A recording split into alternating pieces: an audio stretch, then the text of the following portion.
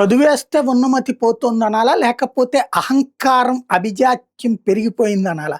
ఇప్పుడు నా బ్యాక్‌గ్రౌండ్‌లో కనబడుతున్నటువంటి ఆ పోస్టరు, ఫ్లెక్సీ జగన్ పుట్టినరోజు సందర్భంగా ద్వారకా తిరుమలలో ఏర్పాటు చేసింది.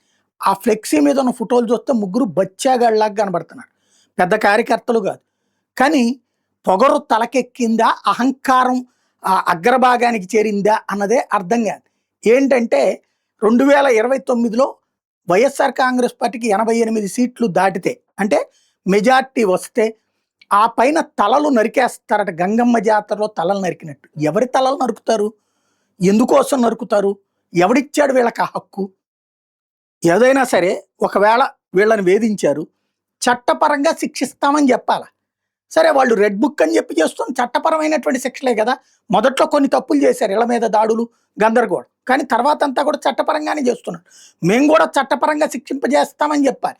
అలా కాకుండా తలలు నరుకుతాం, తలలు తురుముతాం అంటే ఎవడబ్బా సొమ్ము? ఎవడిని చంపడానికి ఎవడికి హక్కు ఇచ్చారు?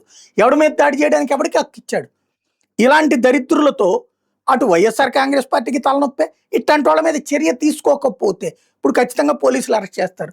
వీళ్ళకి అనుకూలంగా ఉండకపోతేనేమో లోకల్ బాధ, అనుకూలంగా ఉంటేనేమో జనాలకి బాధ. ముందు కార్యకర్తల్ని కంట్రోల్ పెట్టుకోవడం అన్నది ముఖ్యం. వైఎస్ఆర్ కాంగ్రెస్ పార్టీ గుర్తుపెట్టుకోవాల్సిన అంశం అది.